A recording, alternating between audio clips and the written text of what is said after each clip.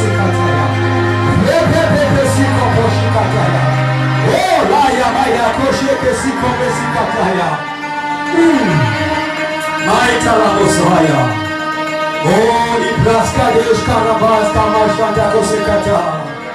Ureia Karaya Mashante Koskibaita. Uzeia Mare Besh Karaboski Dalabasukata. Maita Kabei Kuraropo Sika Pashante Koskibaita. You are worthy, Almighty God. You are worthy of all the glory, my Father. There is no one else like you, God. Holy Maya Maya Mashine Mosikataya. Hiposika patient Koskidaya. You are Alpha, mighty God. You are Omega, mighty God. Yes, you are God, my Father, who is my righteousness. You are my strength, mighty God, and my shield. You are my fortress, Lord, and you are my buckler. You are my God, my Father, who is my shepherd, oh God. You are my dwelling place, my Lord. In you, my Father, I dwell. Liposika Benko Shela Marodoska Mashanta Kuskadaya. Oh, Liposka Rapa Pasuka Peke Shikataya. Oh, Maika Reseke Shiko Poski Dala Reti Buskada. Oh, Mamaya Kakara Shaka Pesikataya. Oh, Shaybaros Kalilo Doska Bashendo Koskida. Oh, my. Oh, Lipopo Sikakaka.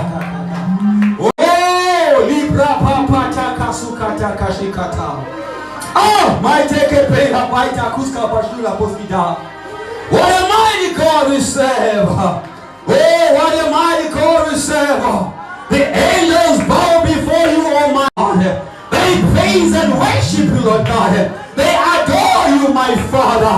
Oh, holy, holy, holy, holy, holy. Holy the Lord God Almighty. Holy the King of Kings. Hallelujah, hallelujah, hallelujah. Glory to the King of Kings.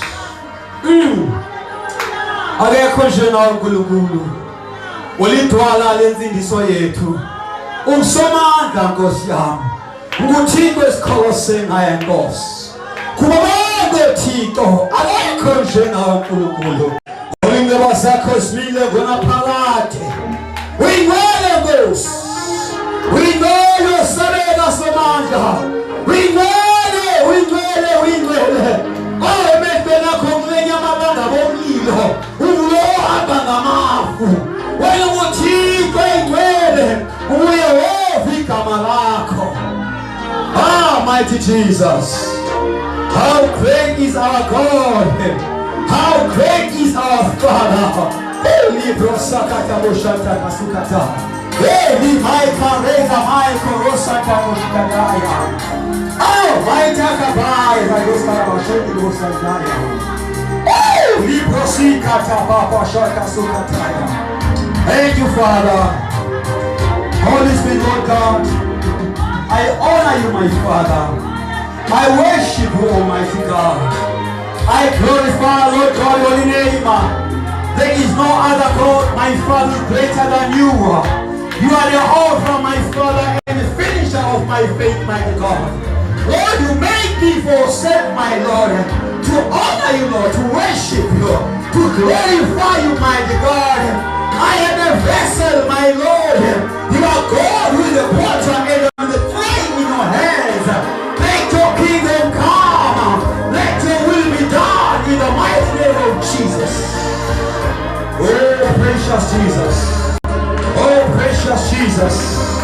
Oh, precious Jesus. I give you all the glory, my Lord. I glorify your holy name. Lord, I glorify your holy name. I glorify your holy name. I worship you. I praise you, my Father. Librosia Kaleda Masata Kashela Umaskada. Hey Kadela Rodoska Librashika Pakosikatea. Hey Kadela Ma Rama Mo Shanta Kasuka Rosanda Rosandaya. Oh Shaika Beko Seko de la Rosibadaska. Thank you, Lord Jesus. I thank you, mighty God. Oh yes, my Father, I thank you. I praise you and honor you, Lord God. In Jesus' name. Holy Spirit, Lord, I greet you, my Lord. I thank you, Father, for allowing me this moment, oh God. Heavenly Father, you are my resting place, mighty God. Oh, in you, my Father, I take refuge. Yes, my Father, grace and mercy shall follow me all the days of my life. Yes, Lord God, you anoint my head with oil. Yes, you are my God who leaded me to the path of righteousness, oh Lord God. For name's sake, mighty Father, thank you, Lord God, for cleansing me. Thank you, Lord, for washing me with the blood of the blood of Jesus Christ of Nazareth. Oh, thank you, mighty God, for sanctifying me, Almighty God. You are Jehovah Adonai. You are my Lord and my Master. Hallelujah, hallelujah. Let us give God a praise. Hallelujah. Let us give God a praise. Be prosikata. Ashai umurumuri zanga. Asimiye umurumuri tuwa. Meka manake. Umurumuri. Alpha Omega. He is the beginning and the end. Be prosika maishete kosia na prosikata. Thank you, Jesus. We may be seated in the presence of the Lord. Hallelujah. Oh, Almighty God. We say, what a mighty God we serve. The angels bow before him, worship him, adore him. What a mighty God we serve. Oh, Liprasakata koshikata. Uparemika kulu. Uparemika kulu. Hi, hi, hi, hi, hi, hi, hi. Wow! Yeah. Wow! Sha, pa. Wow! Rika, pa, sakata, kasukata. Hey.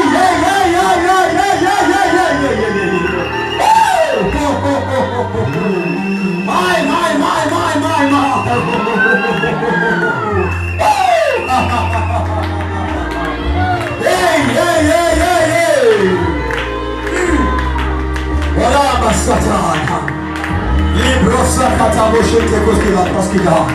You are under my feet in the name of Jesus. I am more than a conqueror through Christ. Oh, give me the strength. And it shall come to us in one way. I will go back in 7 ways. In the name of Jesus Christ of Nazareth, we are protected.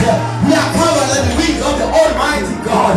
We are surrounded by the fire of the Holy Ghost. The heavenly armies are working with us in Jesus' mighty name. Hallelujah. Thank you, Jesus. Hallelujah. Let's give God a praise for the last time. Hallelujah. Hallelujah. Oh, we thank you.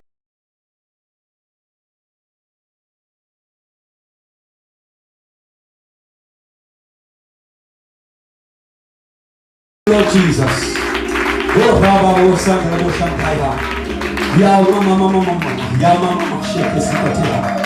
Libro Sikata, Rapa Koshantaya, oh, Santaya. Thank you, Lord Jesus. Oh, thank you, mighty God. I'll take this opportunity, this respected time, this honorable moment. Talibusa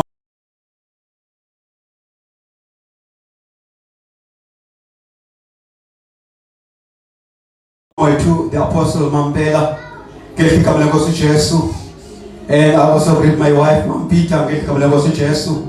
Musege Bongo Mama. Hallelujah, Bongo Mama. I greet you, Molibo Mama. I love you, Mama. Hallelujah. Musege Bongo Tata, Botata Molweni. I love you, Botata. Musego Putin Zizwa, Zevangeli, Ziza, Zekesha. Hallelujah. Liprosi Kamanda Bosandaya. I greet all in Dombi, Zevangeli, Abandabacha, Sunday school. Getting on those chairs, oh my cool. Bakona was no cool Linda. Yeah, Otadum cool, Stone Otadum cool. Hallelujah, praise Jesus. Otadum cool, hallelujah. Librosia, Mantaka Shela Maya. Yeah, Mike Shela Mosikata. Kuches was a lamenting, they looked at them cool, dad. Hallelujah. Go again. Three with Pandukas in Gachas. Lirosi Katana Mashanda Mosandaya. Oti wana na wati molosisi. Becho mama umlatenga ndi kukogo. kumakhulu but they see usisi kana labosiza. Hallelujah. Ngingawugcina bazalwane. Kumnandi baphansi kwegazi kaJesu. Hallelujah. Engicela unibone namhlanje. I greet you. I love you. You are blessed in the name of Jesus. So baleka ke bangcwele sigijime kakhulu siya ezwini lenkosi kwincwadi yesiqalo, the book of Genesis. Kuthiwa iGenesis libro sika ungasikhaze la nto yenu man. Kuna la nto yenu nithi ayikho namhlanje ingaki ngikhalele man ke nithi apha kum. Hallelujah. Libro la mosanda la moshandaya kurena rasikata la moshanda la mosandaya ito nje kancane ithi mandeko silabroshi kadala mosandaya ya moshata kasila mosikata sila mosikata ya sizofunda namhlanje. There is a lot of reading. Hallelujah. Yeah, we are going to read. My kashila masuta la basandaya ra papa sukata la mosandaya oh libandaya oh librasi kata kurela na mosandaya oh likasela moshanda. We will Omega. Oh, praise Jesus. We listen to the yeah. Oh, mighty Jesus. I thank you, Holy Spirit. I bless you, my Lord. I bless you, my Father. Thank you, Lord. Hallelujah. Firstly, let us go to the scripture that has the theme. So that before Genesis, we think first, Colossians 1:20. I just wanted to read there from verse 19 to 21. Hallelujah. There's the book Genesis. This is the book Genesis. So let's find the legend. I pete ngeli kama negos Jesu. Oh, shata la kosangaya. Umande kesila mama. Oh, libras kadaya. Mesheila koskala rosia. Umele. Tito. Umele. Wait, Tito. Umele. Umele. Tito. Os casfudele. Librosia, mande que se la mãe. Cora la brasa, coche la mãe. Sfundele una pa, First Corinthians. Amen. What's Colossae, chapter 1, verse 19 to 21.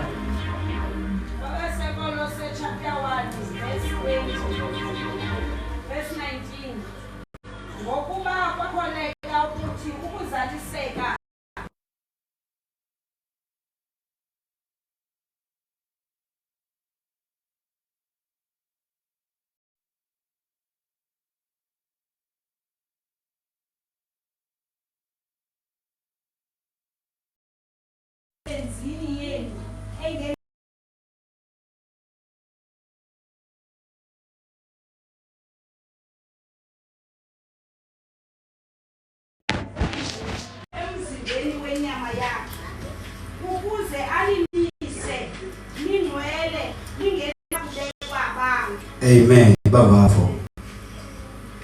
For it pleased the Father that in him all the fullness should dwell, and by him to reconcile all things to himself, by him, whether things on earth or things in heaven, having made peace through the blood of his cross. Praise Jesus. Restoration and reconciliation. Praise Jesus.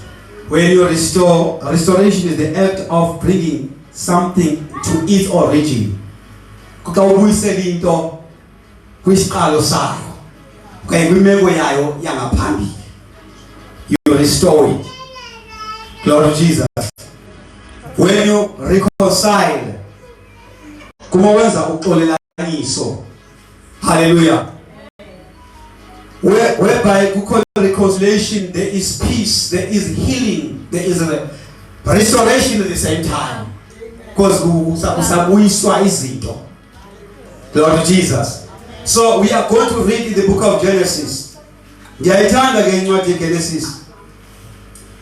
Praise Jesus. Genesis chapter 3. So Genesis chapter 3, verse 1 and 2.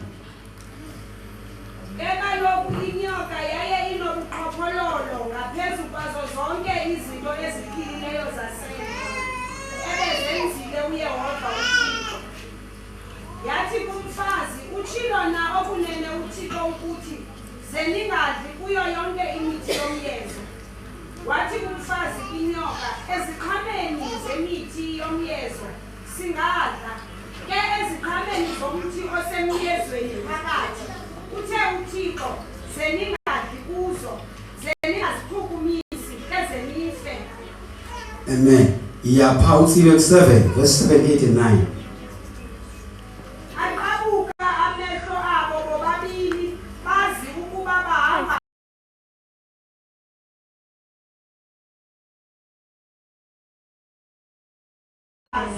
Bathunga amagqabi omkhiwane bazenzela imibhinqo basiva isandi sikaYehova uThixo ehamba emyezweni empepheni yasemini basuka bazimela uAdamu nomkakhe ebusweni bukaYehova uThixo phakathi kwemithi yomyezo. Verse 9. uYehova uThixo wambiza uAdamu wathi kuye uphi na? Amen. Baba. Father, we thank you. We bless you, Lord. We honor you, mighty God. You are great and mighty, O God, in power. You are God, Father, who knows all our needs. You supply them, Lord God, according to your riches in glory by Christ Jesus. I pray that tonight, my God, you meet each and everyone's need. In Jesus' mighty name, we thank you. Amen. Say the restoration. Lift Ngeyile lakhe igazi wasithenga wasihlawulela kahle zonke izinto, not only us, nithi zonke izinto lesezulwini ezikwindawo yonke wazibuyisela kuye ngaye uYesu Kristu. So kule ndawo apho sifunda khona ngoku siva kahle izinto zithi inyoka kwakuyona nto enomqhophololo. Ifika ke kuIve ithi kuye utshilo ngenene uba uThixo ningakhi kulo mthi. Uthi utshilo singathi. Uthi xa bencokola apha enqokweni yabo kufika phathi khona uThixo akafuni ke kuba uba nithenathe nabanolwazi. Then uIve ngokubona ubuhle bomthi nokulangazelela kwawo wayendapha esitya. Etyeni kwakhe watyisa nomyeni wakhe uAdamu. Hallelujah. Maselekile boyi-2, which means they were both in agreement to disobey umthetho lonikiwe in the garden by zeningakhi kulo mthi. So after ekile uAdamu baqala bazibona ukuthi they are naked. Kamemagama. After they ate the forbidden fruit, they started to see their shame. They were not shameless. Bengahlazekanga. Benzwe babahle nguThixo. Because the word of God says, yonke into uThixo ayenza, it was perfect. What it is good. So bebahle benjalo, and they had a relationship with God. Uma sifunde le ndaba lithi baqhubeka pha khona polithi khona beva isandi sika Yehova. Angeke uve my footsteps if you don't know me and you have a relationship with me. Uma unomdlelane nami, uma ndisondela uyawuziva ne footsteps zamba, this is him. Hallelujah. Or even the perfume that I'm wearing. Uzayi ukuthi yabona ke ngoku uye lo ongenayo because you have a relationship with me. So maselevile baqala bazibona besehlazweni. Then ebenze ehlazweni kwabo they started started to restore themselves. Bazama ukuzibuyisela because bazibona benganqibanga bebencibile ngaphambili. Mamela, uma uhamba unganikwanga umthetho awubi nakwesaba futhi uhamba ukhululekile futhi awubi nasono ngoba awunikwanga umthetho. But the moment unikeza umthetho uba xa uhamba kule ndawo uzunganyatheli apha uzungadluli kule ndawo uzawuqale ngoku ube novalo. Once wanyathele endaweni othe unganyatheli kuyo kuqale kuvuke ivalo ngaphakathi uqale ube nobuso bathi nyathelele ntoni kula ndawo bethu enganyatheli. Ngamanye amagama kuqala kuvele isono. Yingakho izwe Nkosi ithi isono savela ngomthetho. Glory to Jesus. So now, they found themselves naked.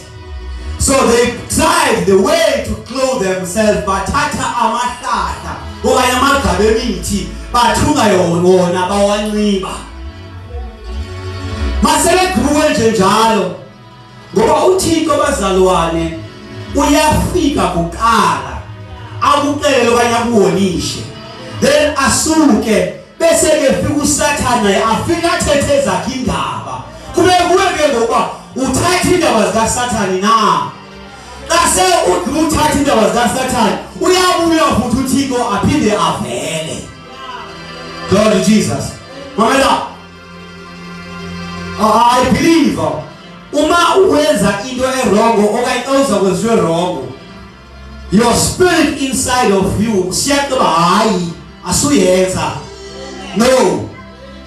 Wena uphika inkani uqhubeleke wenze. Uthi masenza ukuthi umele nditheni kuwe. Ngoba uyabuya futhi akhumbuze. So the word of God says after bekile uThixo uyabavizithela. Uthatha uhambo ungene emyezweni. Mamela, the Garden of Eden was the place of the presence of God. The window yobukhona bukaThixo. It was the place where Adam and Eve they have a relationship with God. They have an intimacy with God in the Garden of Eden. But now it happened ukuthi bona bobabili babekiwe to be together in one. But in a relationship, but one of them, or both of them, bayeke to entertain each other. Bahumela umnyoka entertain somebody else endleleni. Ngokungena kowesithathu wamosha indlela yabo. Glory to Jesus. Because bavumele ongendawo ukuthi makangene entweni zabo. So that is why as the children of God we need to be aware or to be alert. Singamvumeli uSathane. But let us not entertain because uSathane bazalwane uyafika at any time. Ubuze pha kuyophi uSathane wadwendela ezulwini lithi lokho wafika onyana bakathi dobehlangene phambi koThixo. uSathane bazalwane ungena endaweni engcwele kaThixo ayoziveza. So how much more wena ke ukuthi angangakundwendweli na usebhizi usenza umsebenzi kaThixo. The only thing that is important, don't entertain the devil. Don't entertain. So Nkosi wathetha noEve wakhatheka noAdam azange ukuzwa yebo uyenze njani lento. Uyambona sekephethe isiqhamo salowo mthi othebe ngawuphi elobabuze uyatya. Yabona yabumuntu ulahlekelwa ubuntu bakhe. Yabumuntu ungena ehlazweni for them. Because noma ngamfuni Yesu Christ bathi abamfuni babona ingathi akangoThixo kodwa akekho ozawudlula engayingaye. Even though Thixo babo they have to via Jesus Christ because there is no other way. Mamela bangavela abaprofeti bamanga basibize ngamagama amakhulu bazitsho bade bazibona babona baphethe amandla amakhulu kodwa bona bazofa bangavuki. Babakhona basebadlula abaye bamanga ababanqula namhlanje kodwa they died abangakavuki namhlanje. But the Lord Jesus Christ, lo esithetha ngaye, yena woyiswa kufa. Leli lenkosi waya wehele encwabeni, waya kwelabafileyo. Wayezithatha wazilanda izitshixo. Wabuya nazo. Wasinikeza zona as ibandla lakhe. So those shame or woe unto them, those who don't believe or those who don't want Jesus Christ, because Jesus Christ is the author and the finisher of our faith. In the beginning the earth was without form and God spoke his word. Everything was created through Jesus Christ. Chapter 1, in the beginning was the word, and the word was with God. The word was God himself. The word was God, and he came and dwelt among us in form of a man.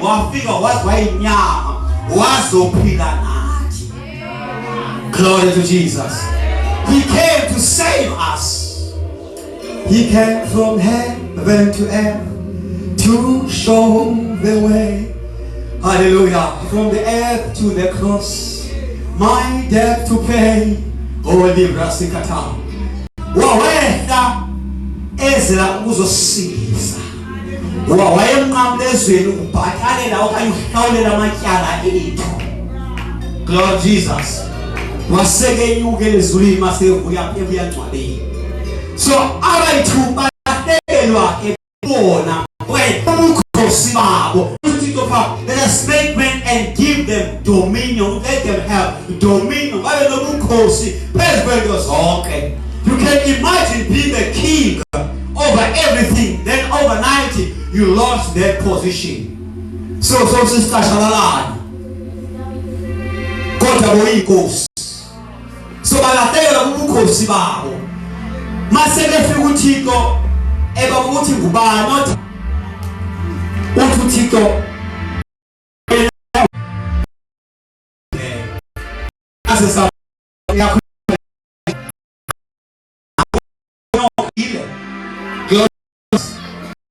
then this is go see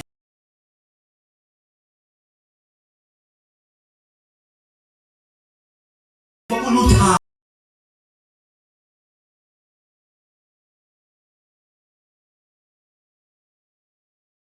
Uyabona oshare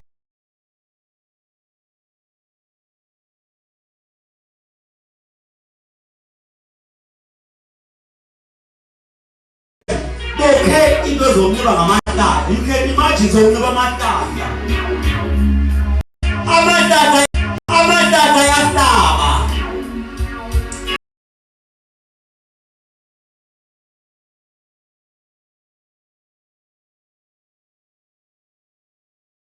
Ngayo sizama ukuzilungisa ngazo. Ziyasilimaza. Sidinga umne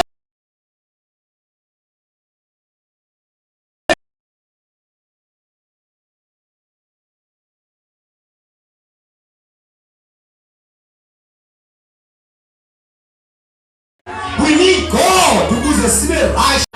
We need God to be restored.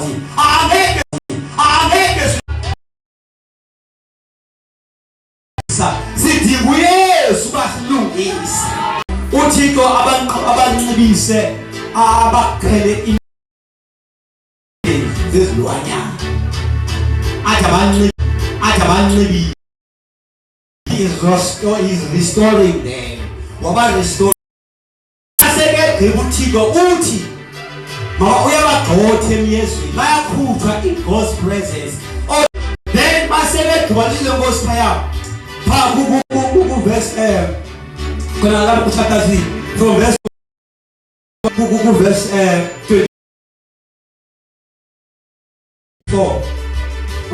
24.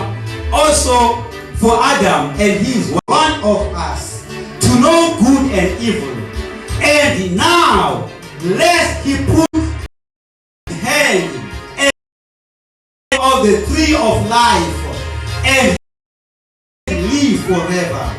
Therefore the Lord God sent him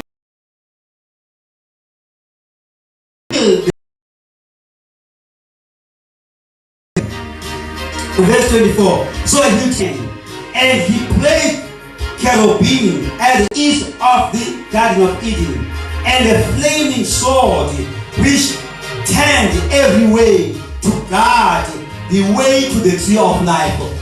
Uthixo masekabagxotha lisilongozi wabeka i-cherubim are the angels of God. The angels are the spirit of God that are ministering to us. Amen. So wabeka zona zigade his presence. Paul is out before the presence of God. They are worshiping God day and night. They say, holy, holy is God, our holy, the Lord of hosts. Amen. So ubeka kerubi to God in his presence yake. Then the word of God says, wasekethatha the sword of the spirit. Uthi lenkemba yona yayilenyalenya iqhakaza igadi ijikeleza igada zonke indawo iprotector indlela eya emthini wobomi obungonaphakade. Mamela ke mawufunda in the book of Revelation, the tree of life is Jesus Christ. Mamela angeke uye kwi-presence kaNkulunkulu ungadlulanga okanye ungakhokhelwanga kumoya engcwele. You need the moya engcwele. You need the Holy Spirit to guide us. Mamela lankemba le emephalithi lenkosi. The word of God is the sword of the spirit. So the sword of the spirit, the ekadidela eyayibomilongu ngaphakathi lizwi likaThixo kuYesu Kristu. Ngoba ngeke siyobomilongu ngaphakathi singaye ngoKristu Yesu. Glory to Jesus. Mamela umuntu ngakenda sisiprofethwe esuba sizoya ngoYesu kuzu Yesu. Yabona nje bani nasiniphumile in the Garden of Eden. So Jesus Christ is coming kuze lize ngaye kumkani ngokungaphakathi. Ngoba ubanga uthi phayana ngomuntu ngoku sekefana nathi ngokwazi okulungile ongalunganga. So eze olumisanda sakhe ake nakumthi obobungaphakathi abe etheni egcwelisono. So you can imagine so uphila naphakathi uphila ugcwelisono. Isono singozi wasambulala umuntu. Siyakulimaza isono umuntu afe yahamba afe fifi kodwa hamba ngenyawo ngenxa yesono simgqibe simthi twaphele angabi yonto. Isono. Glory to Jesus. Kodwa mase uKristu Jesu sisobomini obungaphakathi. Isono siyamvuthula umuntu simgwe abangathi aphele kuthiwa hayi manje nithi nguye lo nithi utheni kanti uvithizwa sisono. Isono ngazana siyambulala umuntu. Isilongozi isono siyazala. Sigameka isono sinezikhabo zaso. Siyazala isono mase siyakhulelwa qala. Mase siyakhulelwa qala. Sizale, kasizala bathe yalo pa ungayipha abuya ngemali agadile solo engenile kungaphumeli usandra mpaba bangathi uthi ukufa. Jesus engela TV amazana le ithenga umbuba makabulale into efruthada ntombazana. So maseyifa nantombazana umbulali lo uthi no kulento ukafa akasafuna usuka ufuna imali manje ibulele ngesikole because ubhadela ihaba ayikupha ngayona. So ulapho uSathane kodwa yathi lokho ezakresane kukhresane ngokugcwele into sifuna abazali bona hayi ungavuli ukumtshela kuba uzaphuma ukuthatha akayazi ba lo umbethi ingubo eroko. Glory to Jesus. So it is important but aske silmamele silezi kaNkulunkulu. But the word of God will restore us. lizasibuyisela esimeni. Njengoba sekuthiwa zibomvu kwegazi, ziyadalwa zibe mhlophe njengekhephe. Lelithi lebo sathengwa ngelimini lakhe igazi. Ngenqakade leIvu sakhutshwa ekukumkani kaThixo, kodwa ngenqaka yesu Kristu sabuyiselwa. Yingakho sinikezwe igama laYesu. Makubiza igama laYesu, ngamanye amagama uvuma ukuthi wena uhlanjwe ngegazi, okanye wena uthi ungena ngegazi laYesu ekukumkani kaThixo, okanye ekupha inkolo yobumnyama yibo-Afrika. Inkolo yase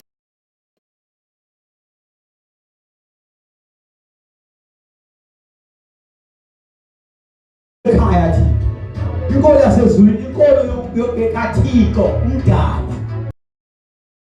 Kristu thina who is Alpha and Omega, uyoqalayo kuligqibela yena. Yena he is the creator of everything, even the principalities, the powers. Zonke izinkani nekumkaninyana, zonke izinto nomkhathi, zonke zadalwa nguye. Kube kufika umuntu aze uThixo. So it is very important to sit down and we stay straight in him. See, but say the name of Jesus. So my feet no more.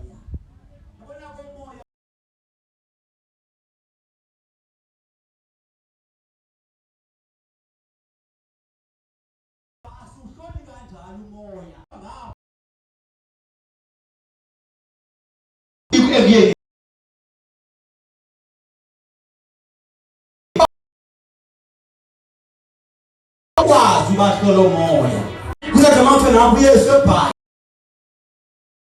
uyugijima manje nakuyesu egraphu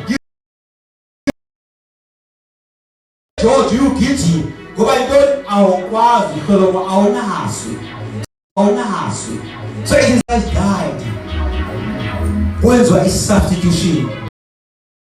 Isipolo bayazi ba xa kungena eplaneni iyadlala idlalo i-substitute kungena omnye. So thina kwi-case ile sibonile zisha ibethele emnqamlezweni ngoba namazwi awathetha wathi Thixo wam undishiya ngani na, because uThixo akahlali. So ukungcola kwethu kwakuphezu kwakhe konke, nokuthakatha kwethu zonke izinto esazenza, zonke izinto ezimbi ongacinga kodwa ke zaziphezu kwakhe. So uThixo engakwazi nokumjonga, kwanyanzeleka wakhala wathi Eloi Eloi lama sabakthani.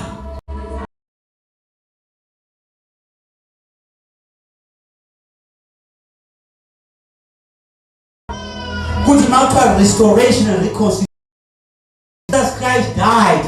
He died to reconcile, to restore us. Ukusibuyisela esimeni. Siwele uThixo linongosi umuntu makese in our likeness. We were made in the likeness of God. Thina in us. Lebe kubaleka bakawuthanda uvathamanda wekho uthi mina nomoya kaThixo ngaphakathi kwami. Uthi lo moya ngaphakathi kwami lo moya wavuza uYesu kwabafileyo. You are reviving your spirit. You speak in the word of God. Mama uve ngathi ulonely. Uthi for many are those who are on my side, but visitors are. Uthi mkhulu ngakini. Uthethizwe kaNkulunkulu. You are encouraging yourself. You are getting restored. Remember ukuthi wenzani 5 years ago. Remember the abortion. Get this one kilo years. What years? If anyone is, don't be condemned by the devil. Reconciliation is done. But say yenzeka lenda sithetha ngayo nje kodwa sayenzeka. We've been restored more than 2000 years ago. Thina bayasasikaza nozala ngasasibuyisela kuThixo yini. Glory to Jesus. Sabu said the only thing Tina would take a step and accept Jesus Christ. Umamke uba ukamamke Yesu it's a time to accept Jesus Christ as Lord and your Savior. Because Jesus is coming, bazalwane. Uzela ibandla lakhe. And uzela thina sonke akafuni umyoshiyekayo. Lo mhlelo uthi makangabikho salayo uthethe inyani.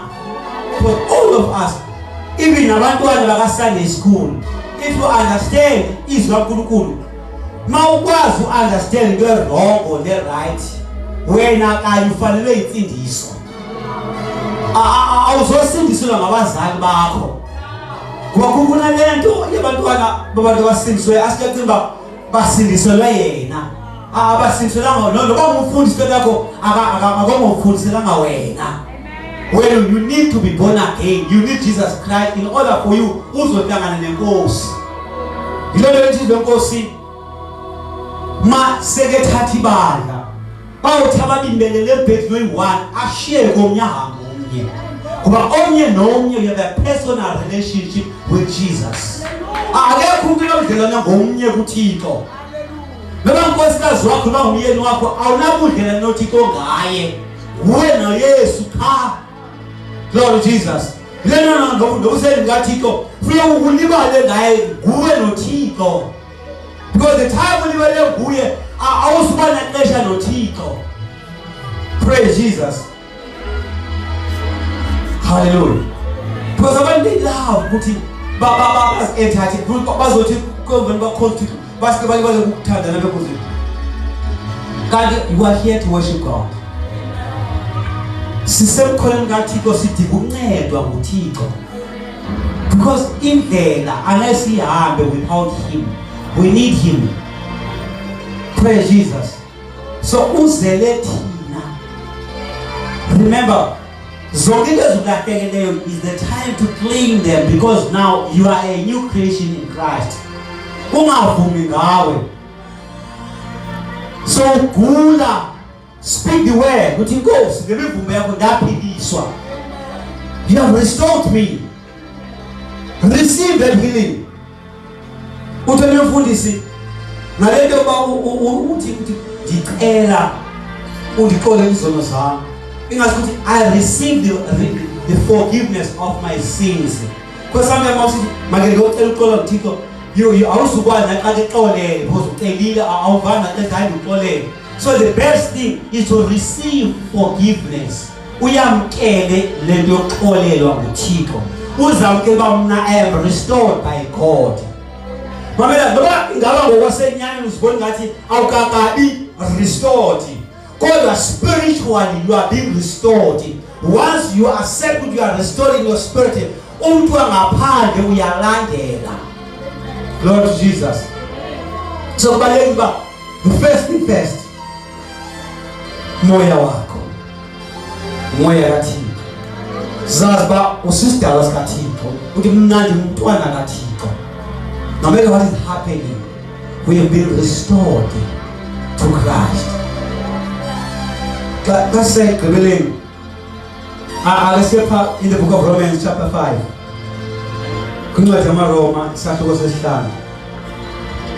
Thank you, Jesus. Romans chapter 5 from verse 9.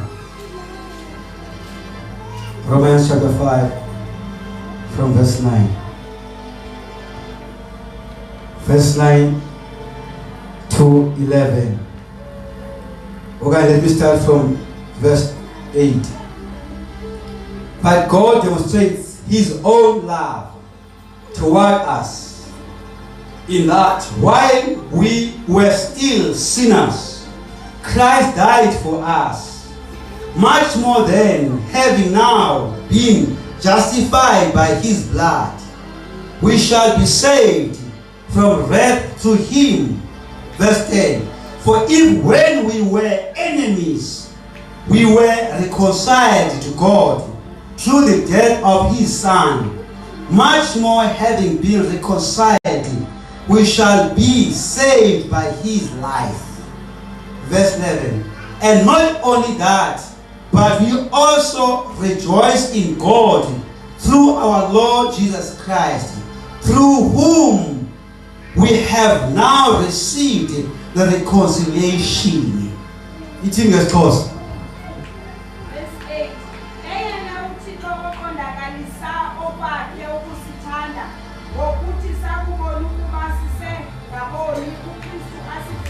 Yes. Kwakukhona sigwetyelwe nje ngegazi lakhe. Oh, yes. Siyakusindiswa ngayo kuyo ingqondo. Yes. Kuba xa sithe besizintshaba nje saxolelaniswa noThixo ngako ukufa konyana wakhe. Kwakhona sixolelaniswe nje siyakusindiswa ngobomi bakhe. Asimukuphela ke oko. Oh, yes. Singabazinga nokuzinga. Yes. Ngaye uThixo ayo inkosi yethu Yesu Kristu esamkele ngayo kaloku nje kuxolelaniso olo. Amen. Praise Jesus. Besizizitha zikaThixo. Kodwa ngenxa kaYesu senza kwenza uxolelaniso. Saba noxolelaniso noThixo ngenxa kaYesu. Ngenxa yegazi lakhe lapha la. So senziwe saba ngabakaThixo, saba nobomi sinokuvuya sikuye uKristu Yesu. Kuba sifumene ubomi kuye. Ukhe wayizama uTata uNelson Mandela le ndaba yoxolelaniso wamisa i-Truth and Reconciliation Commission. Ba abantu babonayo ngexesha le-apartheid okanye amabhulu nabelungu ngexesha into abazenze bathina abamnyama beze ngaphambili ukuthi wathi abathelesa bazawuxolela bona abasayibanjwa kodwa abangazanga bazawubanjwa.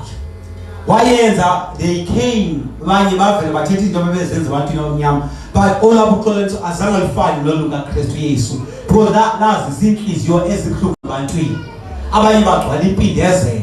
Kodwa le ekaKristu Yesu yona ireconciliation izisa uxolo, izisa uthando, izisa umanyano. Mama uKristu Jesu awukwazi uba namagqubu. Because you have to think about yourself. Xa unegqubu uthi kuba ngaba negqubu ngawe ungamelana na negqubu kaThixo. So yile nto uYesu mathi masithandathi sixole lizono zethu njengoba nathi sibaxolela abo banamatyala kuthi. So ngamanye amagama if awuxoleli awuzoxolelwa. In other when you hate you are also going to be uma uzonda uthi Thixo ndizonde. Adama njani? Ndithi uma ngaba uyazonda uthi Thixo ndizonde nami. Lord Jesus. So iba unesitha okanye ubona umuntu obambe this opportunity kusathelwa ke restoration.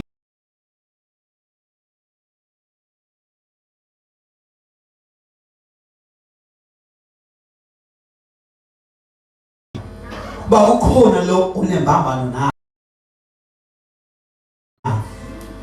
yima ungaqala unikele hamba qala uyolungisa indaba bese uyabuya uzothini uzonikela.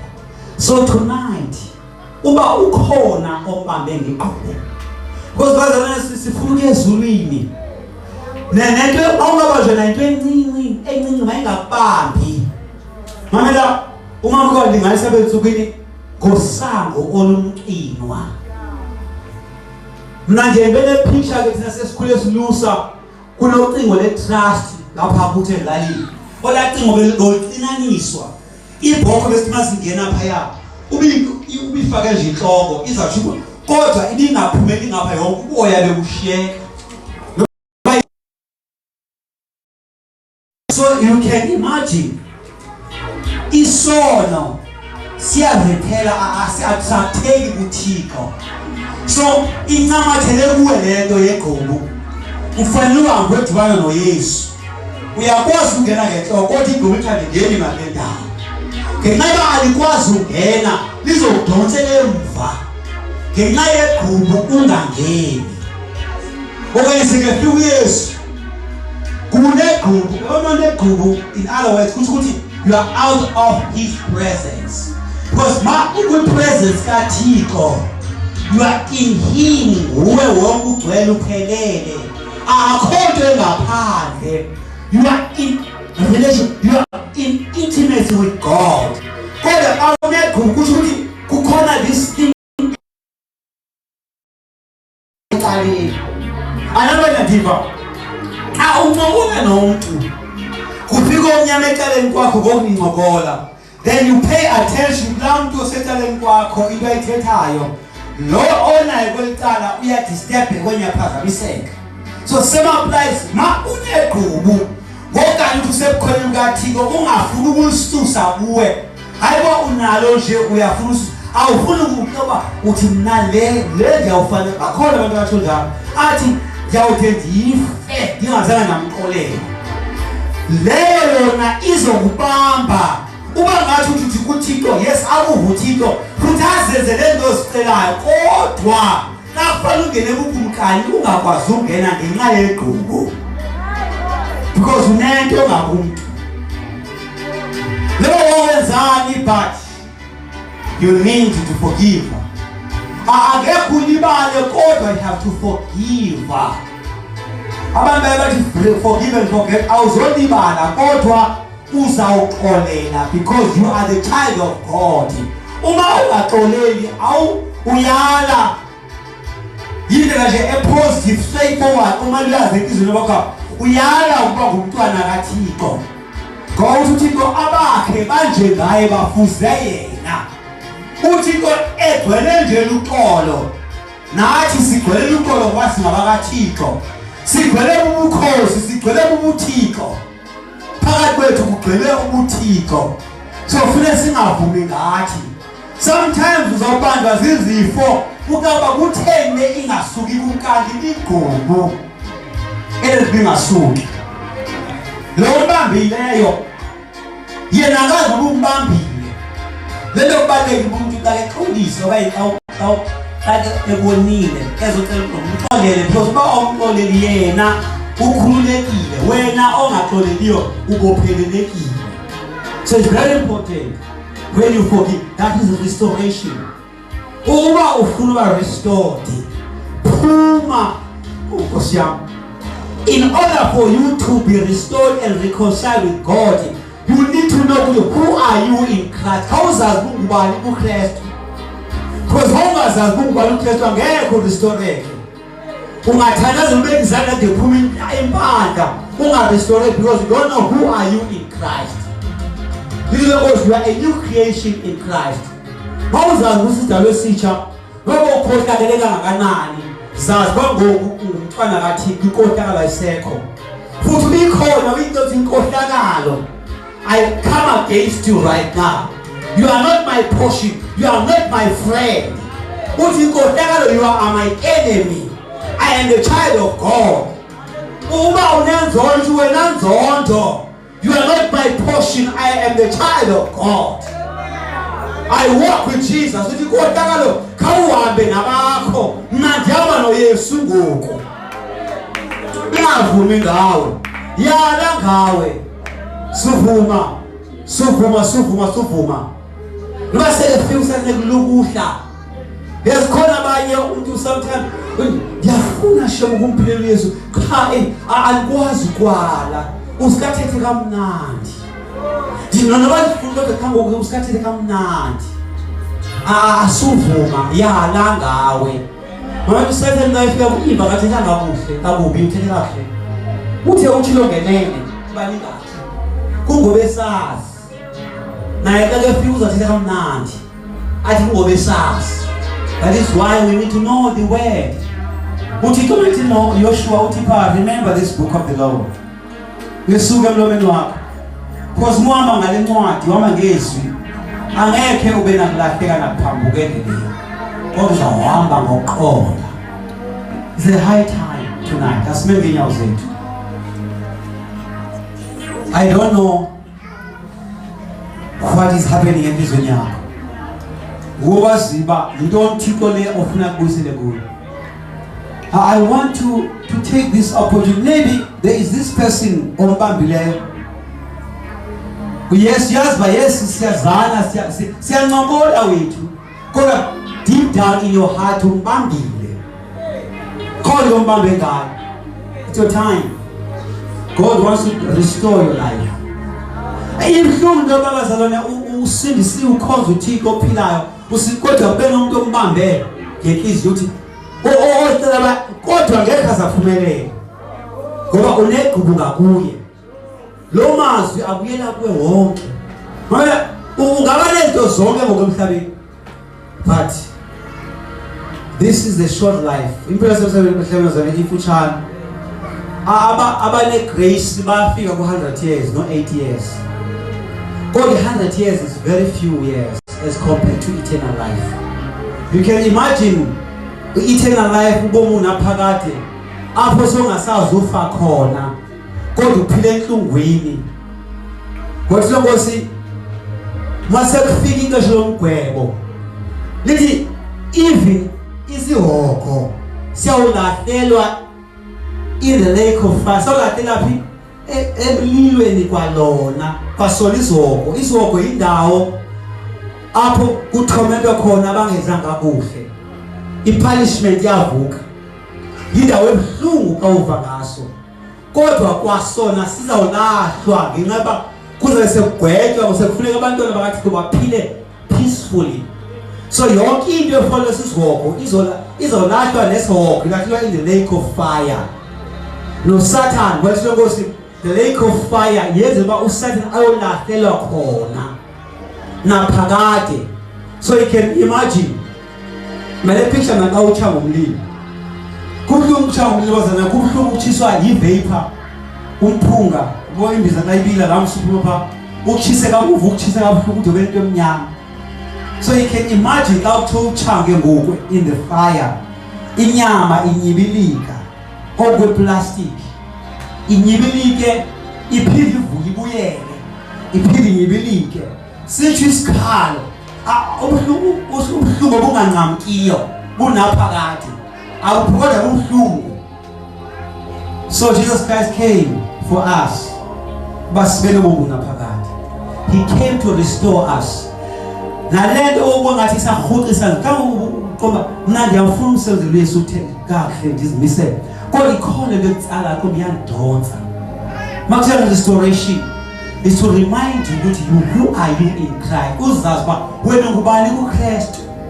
Ungavumi to be condemned by the devil because uSatan bazalwane, he is condemning us. Ubona abanye bakukondema uhamba athi yo wena kodwa usindisiwe kodwa awuke wathi okanye uke wathi. Sometimes the mistake wancanyathela ichocolate kwa-Shoprite okanye usindisiwe abeseke kumangalele kumele ngoba hayi ke wena kusizwe wancanyethwa ichocolate kwa-Shoprite wahamba nayo wabanjwa i-security ikutya into umuntu kumele. It's the time after restoration. This is Nkosi uThixo wethembakele ulungise basiqonde futhi asihlawule kuzo zonke kwaye kuko kongalungisi kwethu. Uyakuya kuthi Nkosi Yesu nge-mistake Nkosi yami ngiyendekile ngayibamba ichocolate kwa-Shoprite Nkosi ndimlo ndiyitya ngabanjwa security Nkosi yami ndahlazeka. Ndiyavuma ukuthi Nkosi ndenze i-mistake ndixolele Nkosi. I receive your forgiveness, Lord. Uthi kuyaxolela noma ngadibana nabo ke bathi umancanyathela ichocolate.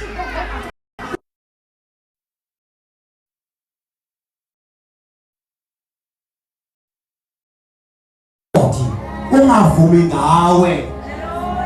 Ungavumi bazalwane. Ungavumi. USatan bazalwane uza ngezinto ayibeki into ubona ikufanele nyani. Uzivuma hey alifanelanga ngathi umkani kaThixo. Uzofika konke ukho urhuqa inyawo because uSatan uvuse ekuseni axela into enye emalanga axela into eyisole into enye kanti wena uyile kuThixo bazalwane. Izwe Nkosi senziwe perfect kuKristu Yesu.